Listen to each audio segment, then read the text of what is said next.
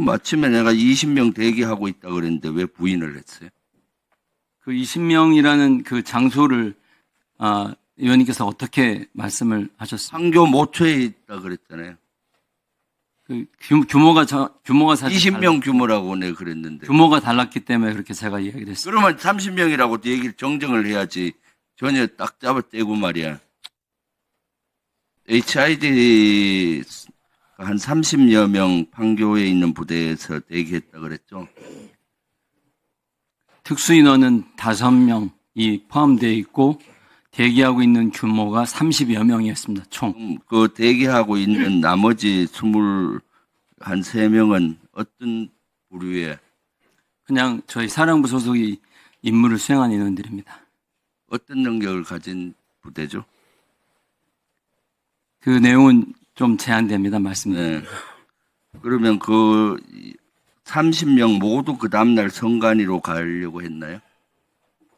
일단 지시받은 인물은 그렇게 지시를 받았습니다. 그럼 마침에 내가 20명 대기하고 있다 그랬는데 왜 부인을 했어요? 그 20명이라는 그 장소를 의원님께서 어떻게 말씀을 하셨습니까? 상교 모처에 있다 그랬잖아요. 그 규모가 사실 20명 규모라고 내가 그랬는데. 규모가 달랐기 때문에 그렇게 제가 이야기를 했습니다. 그러면 30명이라고 얘기를 정정을 해야지. 전혀 딱 잡아떼고 말이야. 그리고 이 인원들 올 때 한 4박 5일 정도 짐을 싸서 오라고 했는데 임무 기간을 한 5일로 잡았나요? 상부에서 지시받기를 며칠 정도 대기할 수 있다라는 그 뉘앙스로 제가 지시를 받았고, 그래서 며칠 정도 생활할 수 있는 준비를 해오라고 제가 지시를 했습니다. 며칠이에요? 정확하지 않습니다. 아니 며칠 지시했어요? 며칠로? 3, 4일 정도 제가 지시한 것으로 기억합니다. 그러니까 아까는 또 부인하더니 정보사령관 왜 그래요? 아까 의원님께서 제가 오전에 내가 이런 질문했을 때 다 부인하더니 지금은 또 인정하고. 그 제대로 답변하실 그 기회를 안 주셨고, 그때는 팩트가 달랐기 때문에 제가 그렇게 말씀을 그럼 이거 말고 또 어떤 임무가 있었어요? 다른 임무는 없었습니다. 정확하게 말씀드리면 저희가 투입된 10명 임무를 수행했고, 나머지는 지금 말씀드린 그 인원들의 대기 상태를 유지하다가 상황이 종료됐습니다. 여기에는 지휘했던 인원이 도청부대 지휘관도 있었죠. 그런 임무는 저희가 수행하지 않습니다. 없습니다. 그 비밀이라서 그렇게 하는 것 같은데 그 임무를 수행한 것 같아요. 9시까지 했나요? 그 다음날? 도청 임무를? 그런 임무를 수행한 적이 없고, 저희가 제가 새벽 5시 30분경에 교육을 하고 그 다음에 다 복귀를 시켰습니다. 그 다음에 그 정보사에서는 점조직으로 한 35명 규모의 소령, 중령, 영관급들을 결사대처럼 사조직으로 구성을 1분 더 드리세요. 모르고 있습니다. 그 검찰단장 그 조사할 때 이것도 조사하세요. 거기 전 예비역 노상원인가 그 장군을 비롯해서 현역 점조직으로 이렇게 됐어요. 지금 사령관도 정보본부장 상급자를 경유하지 않고 임무를 수행하고 또 사령관도 마찬가지 밑에 정상적인 계통으로 하지 않고 이렇게 하고 있어요. 완전히 이거는 지난번에 불핵 요원 유출이 돼서 그렇게 문제가 되고도 지금 또 이 작당을 하고 있는 거예요. 언제부터 이렇게 관여했어요? 인원 선발 언제 했나요? 10월 30일 날 했죠? 아닙니다. 사이드 인원 5명 추천하라 했잖아요. 잘 능력 있는 사람. 그런 사실 없고, 그럼 언제 인원을 아까 말씀드린 것처럼 당일날 점심때쯤에 지시를 받았고, 그 지시를 오후에 1분 더 드리세요. 16시경에 제가 지시를 했습니다. 이미 30일 날 했고 그럼 5명은 어디서 왔어요? 특수부대에서 왔습니다. 어디 위치? 대전소도 2명 오고 속초소도 3명 온 거 아니에요? 그 부대 교육과 있는 2명 해서 구체적으로 다 있는데 그렇게 쏘기려고 어떻게 해요? 지금 정보사는 이상하게 예비역들과 결부돼서 점조직으로 모든 게 움직이고 있어요.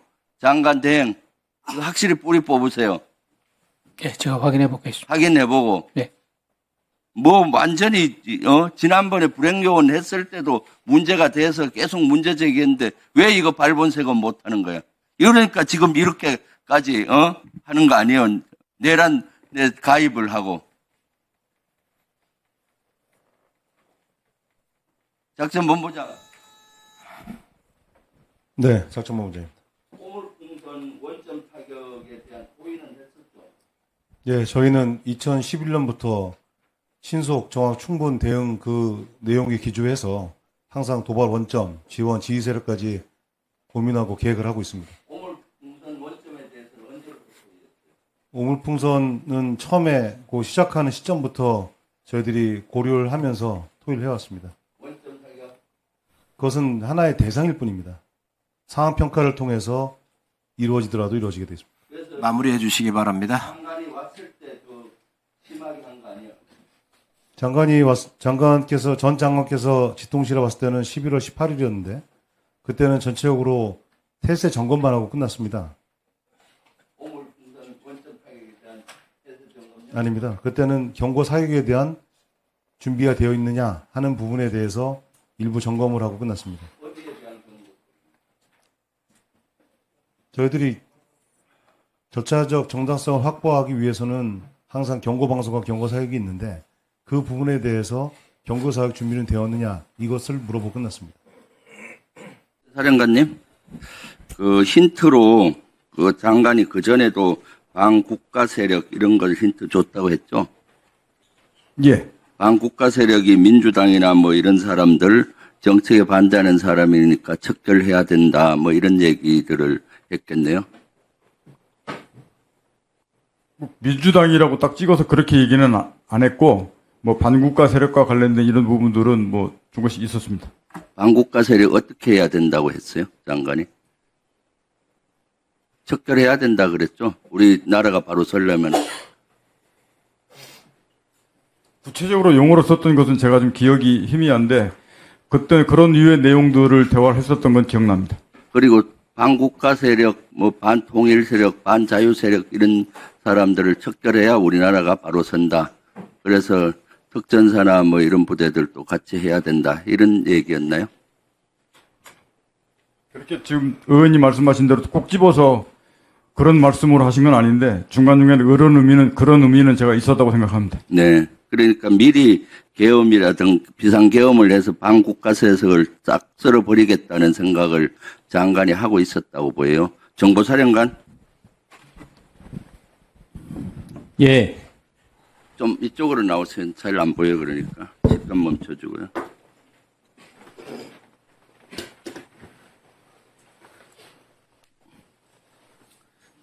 HID, 속초 있는 HID가 7명 서울로 올라왔는데 저는 이 제보를 받았을 때 체포조로 알았는데 지금 보니까 이 인원들은 체포조보다는 실제 사회를 혼란시키는 북한군 역할이나 또는 이런 역할을 했을 것 같아요. 예, 전혀 근거 없는 얘기입니다. 그러면 뭘 했을 것 같아요? 임무는 안 받고 대기했잖아요. 서울 네. 그 판교 모처에서. 그렇습니다. 예. 그러면 이 인원들 선발을 10월 30일 날 특공무술 뛰어난 우수한 상사급 이상 뛰어난 사람들 선발해 달라고 30일 날 누구한테 지시받았나요? 의원님 말씀하시는 이야기는 오늘 처음 듣습니다. 김봉주 대령하고 정성욱 대령이 그 속초 있는 부대 이런 부대에 해서 5명을 올리라고 그랬어요. 알고 있어요? 모르고 있고 그리고 말씀하신 중에 죄송한데 11월 7일 하고 7일 날은 그 사령관이 전화해서 이 인원들 그 휴가 갔느냐 물어보고 당분간 휴가 보내지 말라고 지시했었죠. 그런 지시 한 적 없습니다. 다 그 확인이 된 사항인데 왜 지시한 적이 없어요. 그래서 14일 날 정도 돼서 이거 없었던 걸로 해라라고 또 얘기하셨잖아요. 그런 말 한 적 없습니다.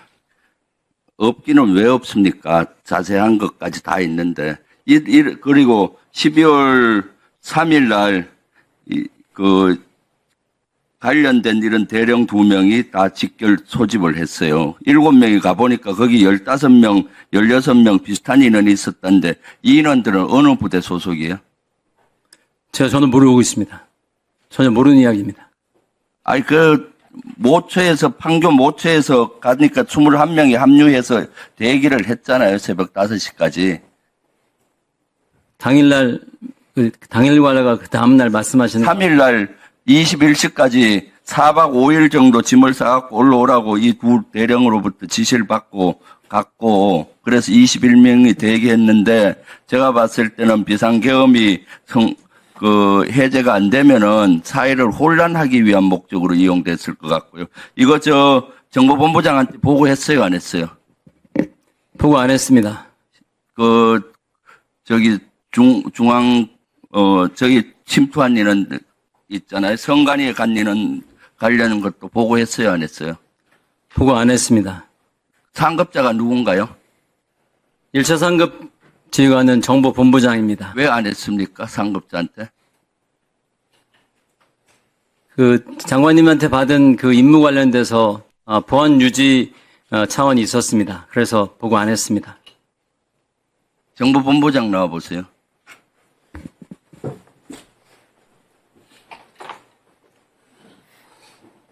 알았어요. 정보본부장은 여기와 관련된 내용 일체 보고받은 적 없습니까? 예, 없습니다. 장관한테 지시받은 적 없어요? 예, 없습니다. 네. 드론 사령관 나와버렸어요.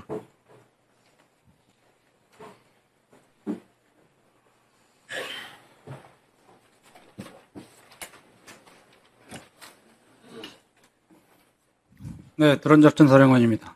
화재 일요일 날 난 거는 증거인멸이 아니라 자연 발화라고 얘기했죠. 네, 그 증거는 어디에 보관돼 있습니까? 어떤 증거 말씀하십니까? 평양에 무인기 보낸 증거. 그리고 평양 무인기 보내다가 한 대가 우리 국내에 떨어졌잖아요. 그거는 어디에 보관돼 있나요? 그게 무슨 말씀인지 잘 모르겠습니다.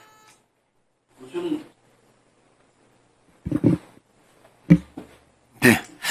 드론 사령관은 평양에 무인기를 보냈던 거를 시행을 했고, 그래서 그러한 근거를 없애기 위해서 실제 화재가 난 걸로 추정이 되고, 그때 연천과 김포 일대에서 보냈고, 한 대는 추락을 했어요.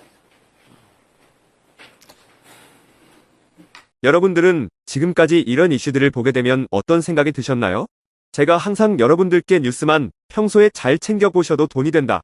돈을 벌 수 있다고 말씀을 드렸는데요. 그 이유는 제가 지난 5월 초에 여러분들께 뭐라고 말씀을 드렸죠? 지금은 정부가 주목하고 있는 K푸드에 관심을 가져야 한다. 뉴스만 보고 끝내지 마시고 투자 쪽으로 한번 생각해 보셔야 한다. 라고 말씀을 드렸습니다. 그리고 나서 이런 썸네일들을 뉴스를 통해서 많이 보셨을 텐데요. 이렇게 정부가 정책으로 밀어주는 산업이 이슈가 됐을 때 정보에 민감한 부자들은 어떻게 생각할까요? K푸드 관련주는 뭐가 있는지, 어떤 종목이 나에게 돈을 벌어다 줄 수 있는지를 생각한다고 말씀을 드렸죠? 그 이유가 뭐냐 하면 부자들이 봤을 때는 이슈가 곧 돈으로 이어지고 이런 이슈들이 돈을 벌어준다는 경험적 확신이 있기 때문에 부자들은 항상 이런 사회적 이슈들을 관심 있게 챙겨본다고 말씀을 드렸습니다. 실제로 제가 지난번에 시청자분들과 함께하는 주식으로 수익 내기 이벤트를 진행했었는데요. 당연히 100% 무료로 진행했고, 여기 보시면 저한테 구독이라고 문자 남겨주신 모든 시청자분들께 이렇게 K푸드 관련주 중에 가장 급등할 확률이 높은 한성기업 딱 한 종목을 여러분들에게 추천을 드렸어요. 그러면서 여기 나와 있는 대로 정확하게 얼마에 사야 하는지, 그리고 어느 정도 올랐을 때 팔아야 하는지 이런 부분들까지 자세하게 알려드렸었는데 결과가 어떻게 되었죠? 오른쪽을 보시면 아시겠지만 제가 5월 2일에 문자로 이 한성기업을 소개해드리고 나서 주가가 이렇게 2배 넘게 급등이 나왔다. 그래서 당시에도 굉장히 많은 분들이 제가 드린 한성기업으로 수익을 내셨을 텐데요.